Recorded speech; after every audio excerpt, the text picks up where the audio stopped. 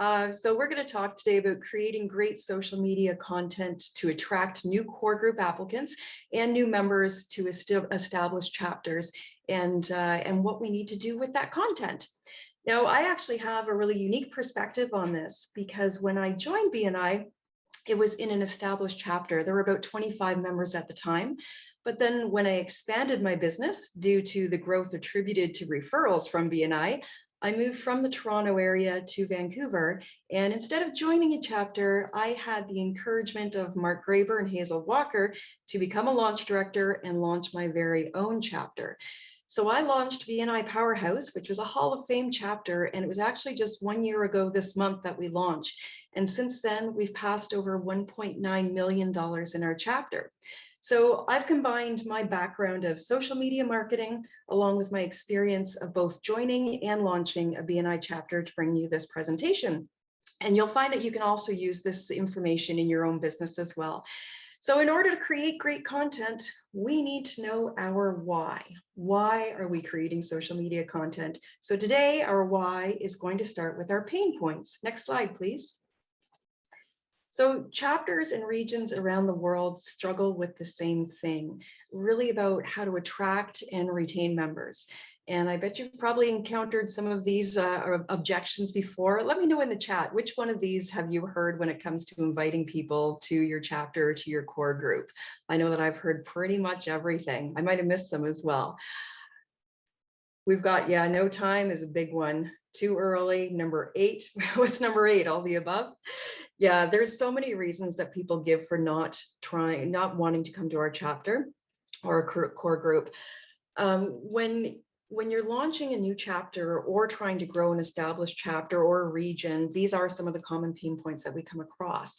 Now, I've actually had the pleasure of meeting BNI members, directors, executive directors, and national directors from around the world, and I hear the struggles of attracting members. Well, guess what? None of these actually matter. Because BNI, it's not for everyone, and everyone isn't our target market. You've all probably heard Ivan Meisner say specific is terrific when talking about asking for referrals, right? Well, the same actually rings true when you're thinking about trying to reach people to join your core group or your chapters. So what we want to do is strategically position ourselves to attract the right people. And why is that? Next slide, please. We want to because we know that BNI works. We're here because we get giversgain and we want entrepreneurs to succeed. We know that by supporting entrepreneurs that we're growing the local economy, and we all benefit from that. In the past 12 months, BNI members have generated over $17.5 billion US in revenue. During COVID in 2020, when the world stopped, BNI didn't. We generated over $16.2 billion worldwide. That put the worldwide average seat value at about $59,000 US. So why wouldn't we want to share the wealth? Why wouldn't we want to give a piece of that pie to other people? Why wouldn't we want to help families put food on their table, especially during these uncertain times? Why wouldn't we want to launch a Hall of Fame chapter? Why wouldn't we want to grow our existing ones? So you can see by the stats on here that bigger is better. We know that if you've got a small chapter, less than 20 members, we're only generating about $17,000 for our members. You double the members, you double the thank you for closed business, right? Or even more so. In a core group, when you're establishing a core group before it launches, you're going to have between 200 and 300 visitors walk through your door or enter your Zoom room. Visitors are the lifeblood of everything we do in BNI. Potential applicants, they're also potential buyers that are walking through the door. So that's why we want to make sure that we're working really hard to get people into these core groups and into these chapters. So why does BNI work? Next slide, please. Well, there's a lot of reasons why BNI work. These are only a few of them.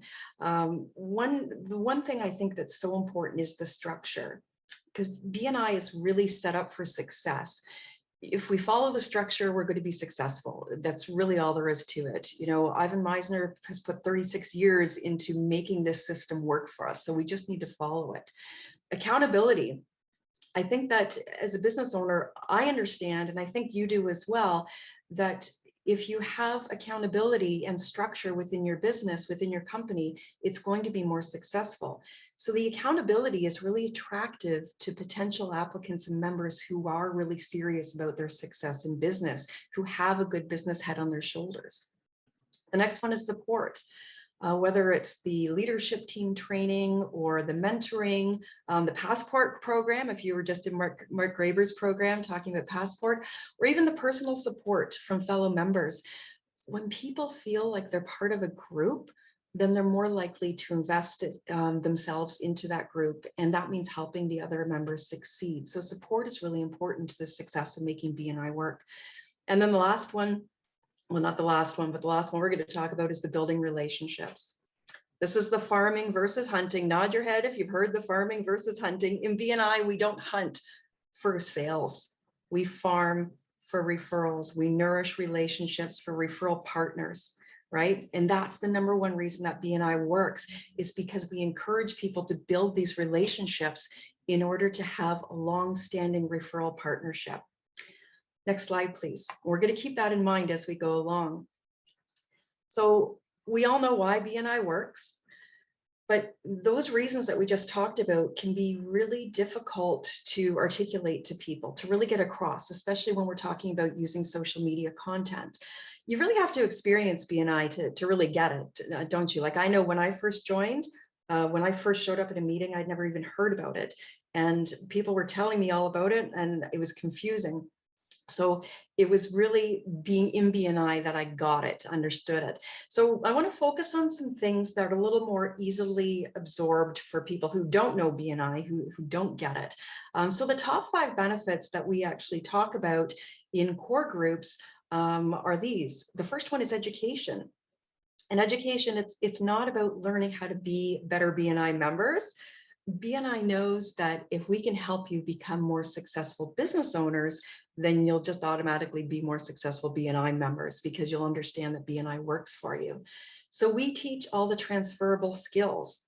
I learned how to hire and fire people through BNI University. I learned a lot of really strong leadership skills.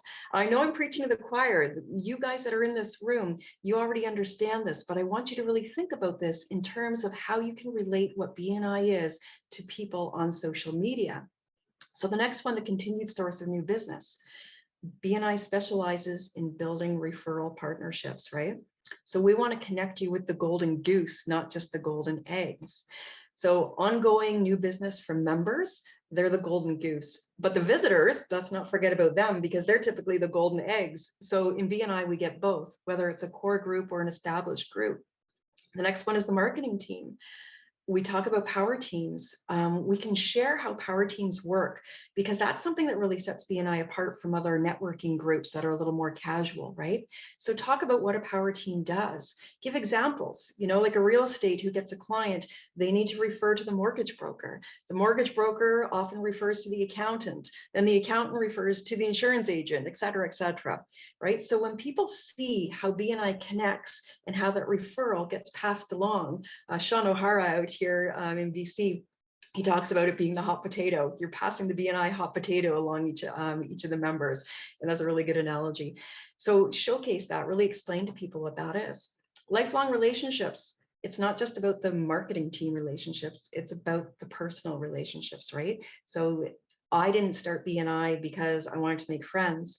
But what I found was that the people who were in BNI had a lot of similarities to me. A lot of the same core values, characteristics, vision, goals. And so it was natural friendships that came from that. Exclusivity. Huge differentiation with this from other networking groups, right? And most people who are interested in learning about BNI are people who already attend other networking events. So they've likely been to events where there's like 3 or 5 or even more people who do exactly the same thing as they do. And they're running around just throwing business cards at everybody in hopes to make a little bit of a connection with someone. So this is a huge selling point of BNI, that we cut through all that traffic. So use that in your social media. And what we want to do is create content around these benefits, because these are what people can more easily relate to. Next slide, please. So we talked a little bit about farming versus hunting. And what I really want to mention is that One of the things I love about BNI is the synergy between my business and BNI. So in digital marketing, what I do for my clients is build relationships between my clients and their clients online using social media. So I focus on building their brand awareness, their reputation, credibility, and trust. And that's really what we do with BNI, isn't it? We do that in person. Well, on Zoom right now, but when we're in a BNI meeting, we're building our brand awareness, our reputation, our credibility, and our trust among the members so that they can become our sales team. So it really is about establishing those relationships, building and nourishing those relationships, and then harvesting from those relationships when the time is right. So we want to make sure that we're focused on the farming and not the hunting. And we do that on social media as well. We're not out to get a sale on social media. We're not out to get a member to sign up. What we're doing on social media is showcasing who we are as an organization or as a region or a chapter, and really relating to the people who we want to come and apply for our group.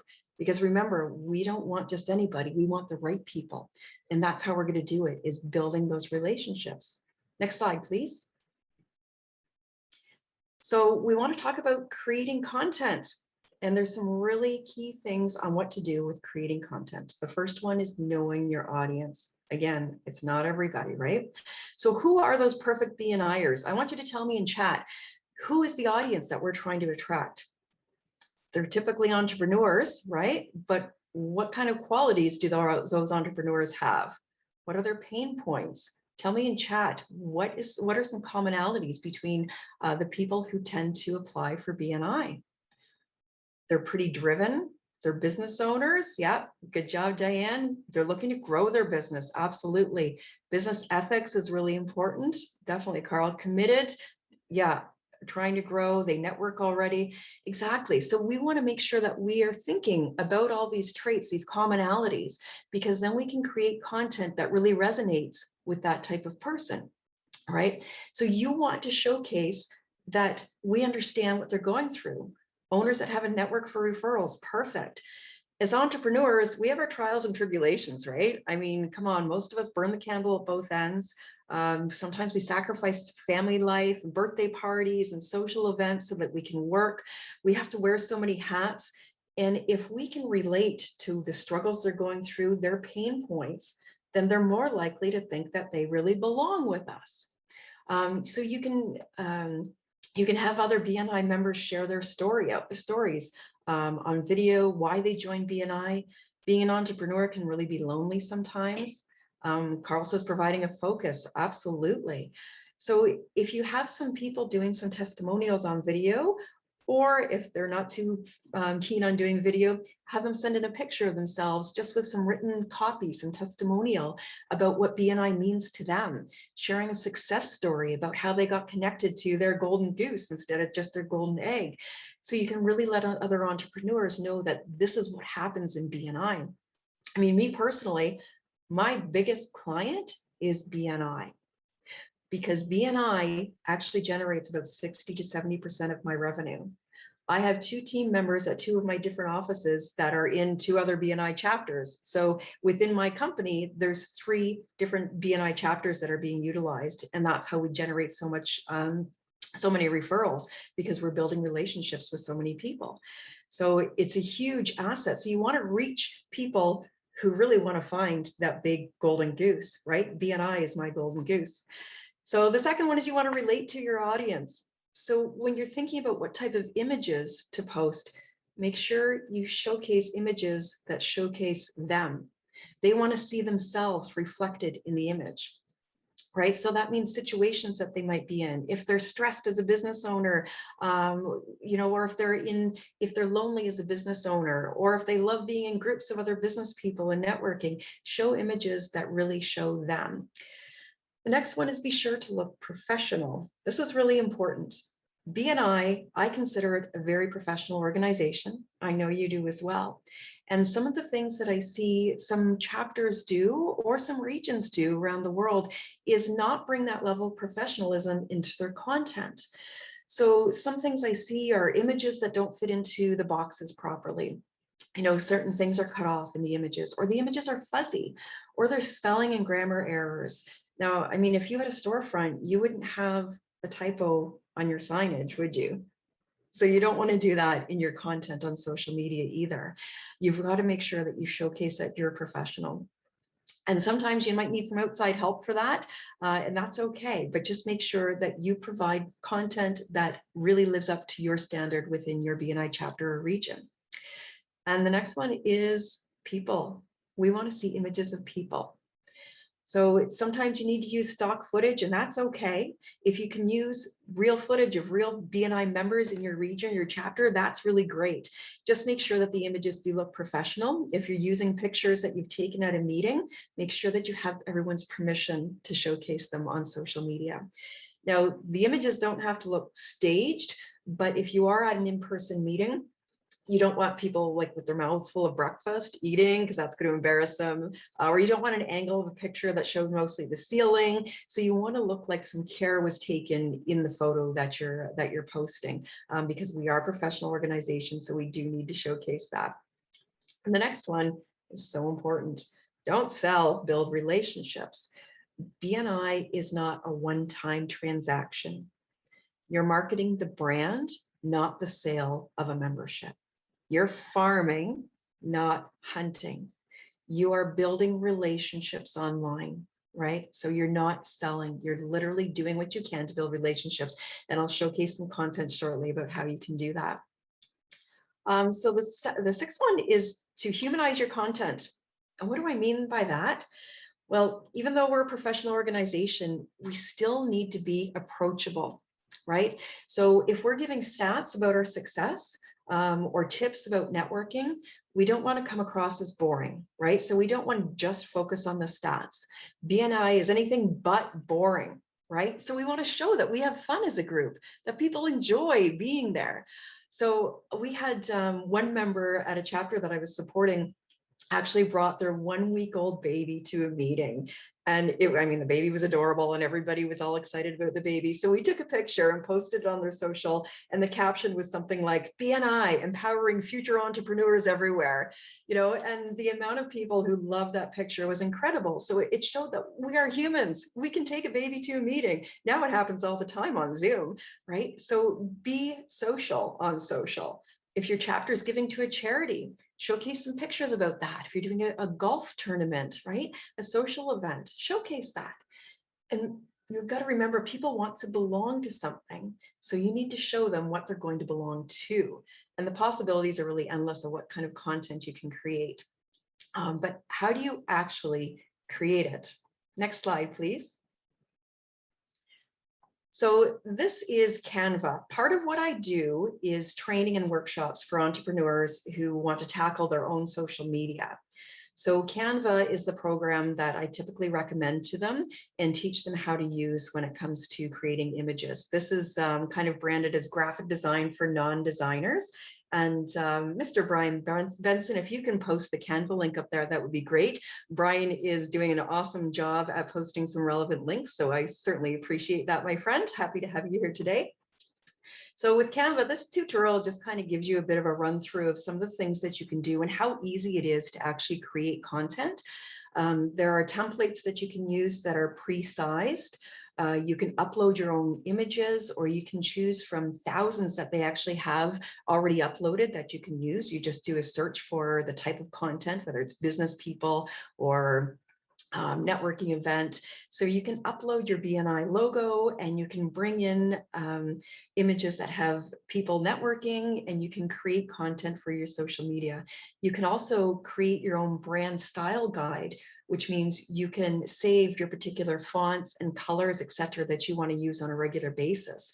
There are frames that you can choose for your images. There's shapes, backgrounds, animations, collages, you name it. There's a free version and a paid version. How many of you actually use Canva already? Dale does. Dale loves Canva. I know a lot of people do. Yes, Lynn, you know I can help you with that, my friends. Canva is great. And there's some other resources that you can use to find free images that are free for commercial use. Don't use Google for images, okay? You can't just go and Google an image and use that on your own content. It's typically copyrighted and you will get sued. Pixabay, Pixabay, is a free image source, and Pexels, Pexels, is another one that you can find some free images to use. So this is kind of a good little quick tutorial on Canva, showcasing some of the things you can do. Next slide, please. Unsplash, Brian. Yes, thank you. That's another one. And BNI templates in Canva. Yes, you can go to bnibranding.com actually and find a lot of good content there. So this slide should be starting at a different point. We can just go back one, Michael. There we go. Let's try that. So this should be, hopefully the slide will start all right. So what we're going to do is take a look at some content. So before COVID happened, my agency actually had the privilege of being BNI Canada's social media agency. So we have a bunch of images up here that hopefully will get to work. Here they come. So these are some of the images that we created, and there was text copy that went along with them that we posted for BNI Canada's social media that everybody in BNI across the country could share to their own pages as well. So these ones have lots of different purposes behind them, but they really go back to those demographics, or sorry, those benefits of BNI. So building relationships, education, marketing team. So we really wanted to show that we understand who our target market is. So we want to share things like tips for success, right? And we want to share quotes. One of the tips that we had, which was taboo topics. So what's not appropriate to talk about at BNI? Ooh, there it is. Things like religion, politics. Some people don't know that. They don't get that. You know, nobody teaches networking 101. Happy Mother's Day, focusing on the mompreneurs. Telling a joke, as long as it's clean and business related, be careful with jokes. Looking at different demographics of entrepreneurs. Not everybody is in their mid-20s starting a business. This was a Valentine's Day post. We love our businesses, right? So this is a template with a quote. You can use templates that you can find in Canva so that things look consistent with their branding. But there's lots of different ways that you can relate with your content. And one of the ones that I love is this one. How can referrals be this easy?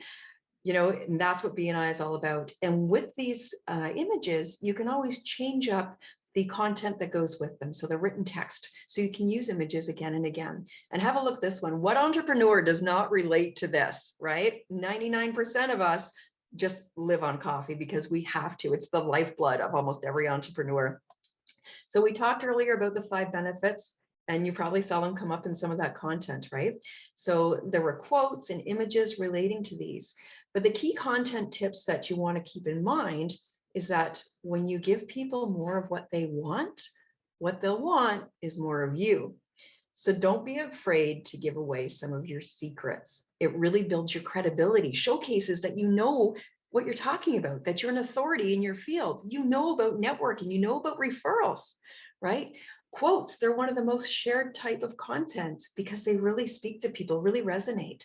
Quotes about networking are great, but also use quotes that show you relate, like entrepreneurship is hard, because it is, right? Create content about core values. Remember, your demographics are fairly diverse here. We had an image targeting the mompreneurs, one of the older generation. People want to belong, so make sure that you show them that they do. Next slide, please. So what do we do with content? Next slide, please. Content needs to be posted. So what are we going to do with it? We're going to post it across our social media channels. Use them all because there are different demographics of people on different channels. Facebook has over 2 billion monthly active users. So if you've got the younger generation who say, but nobody's on Facebook, well, they're wrong. People are still on Facebook. So chances are your audience is going to be there. Instagram, though, it's becoming a powerhouse in the social media world. Use Instagram. If you're not on it yet, get familiar with it and use it. You'll need to be there. Never forget the power of LinkedIn. People are on LinkedIn to network. That's why they're there. That's where you want to reach them. Next thing you want to do is groups. In Facebook and LinkedIn, share your content from your social media pages into relevant business groups. People want to see your content. Share your page to your personal content or your personal profiles as well, because then you get more eyes on your content. And you can ask friends and family to support you by liking and sharing your content. Most people want to support you. You're not bothering people by posting and asking them for help. I want to support you. Ask me. Direct messages. Start conversations with people you're already connected to or want to connect to, and use some of those great graphics to show what it is you're trying to do to help them really understand the benefit to them. Tag people, fellow chapter members or core group members, tag them in your content so that they can also share it out so that it goes further and further. Tag businesses. If you're using the products or services of another business, make a post and tag. Show that you support local businesses. It gets your content in front of new eyes and really shows that you care. You can create a blog around any of this content, put it on your website. There's lots you can do. Next slide, please. But the most important thing is follow up. Fortune is in the follow-up. We've all heard this, right? So diligent follow-up and follow-through will set you apart from the crowd and communicate excellence. And that's what BNI is about. We're about excellence. Social media is the first point of contact between you, between your core group, your chapter, or your region, and a potential visitor or an applicant or a member. And marketing is about generating interest. Sales is about closing the deal. So you have to go from being the marketer to the salesperson once someone responds. So if someone engages in your content, either by liking, commenting, or sharing, then that's the door opening up to opportunity, right? So you need to keep the conversation going. Find out how you can help them attend a meeting so that they can learn more about how BNI can help them grow their business. Next slide, please. But I want you to remember that marketing is a skill set. It's an expertise. So just because you have a Facebook page, it doesn't mean that you're suddenly some sort of marketing guru. So it's just like music or sports. Some people are naturals at it. Some people are good at it and can develop the skills with some training, and others are just always going to struggle with it. So if you don't have the skills or the time or even the desire, then you need to consider reaching out to a reputable digital marketing company who can help you, because it's so important to be using digital, because people expect that from a professional organization, and that's what BNI is. So I want to thank you so much. I think we've got some time left that we can use for a little bit of question and answer, or maybe you can share some techniques that were successful for you or some challenges you have. I'll pass it back over to Michael to coordinate that. Awesome. Thank you, Barbara. Great presentation. Thank you very much. It's been a great afternoon with all sorts of great information. All right. So if you guys have any questions, you can feel free to throw a question in the chat or just raise your hand and unmute yourself, and we'll just take one person at a time. Go ahead, Colin. Oh, yeah, thanks very much for that, Barbara. Absolutely fantastic. The question I'd like to ask is, we have 18 Facebook pages in a region, and when I post something up onto there, I use Hootsuite, but Hootsuite only allow me to put it onto 10. Is there anything you would recommend better than that? Because I find Hootsuite a bit clunky. My original issue was when I posted it onto our main site, I then shared it. And after I got up to about 10 or 11, Facebook shut me down because they thought I was spamming, which I wasn't. And I just wondered, because now I have to do the 10 on Hootsuite, then I have to go into the other ones and share the rest and keep under the radar. So is there anything I can use that you'd recommend? Oh gosh, yeah, that's certainly a challenge that a lot of people face. So you can do a few things. You can either look at different scheduling system. There are ones like Loomly is a good one. Zoho is another good one. They all have paid accounts for when you're managing a fair amount of pages. You can also incorporate some other people on your team to help do those shares from the main page. Because if you're looking from an ED perspective and you're creating the content for the regional page, then you want to share it out to the chapter pages. You can incorporate whoever's doing the social media for the chapter to share that content out to their pages. Excellent. Thank you so much. Appreciate that. Thank you. Welcome. Glad to have you here, by the way, Colin. It's great to be on. And how are we doing for timing, Michael? let me unmute. You're basically at the end of your time, so if there's any other questions, we can wrap up those, and we're at the end.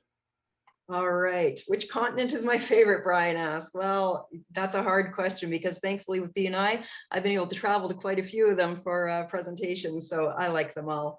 If anybody wants any more information about how I can help you out, and you've got questions about this presentation, please feel free to just send me an email, and I'm happy to elaborate a little bit more on what you've learned today. Thanks, everybody. I hope you've had a really great conference, and great to see some familiar faces from around the country and the globe.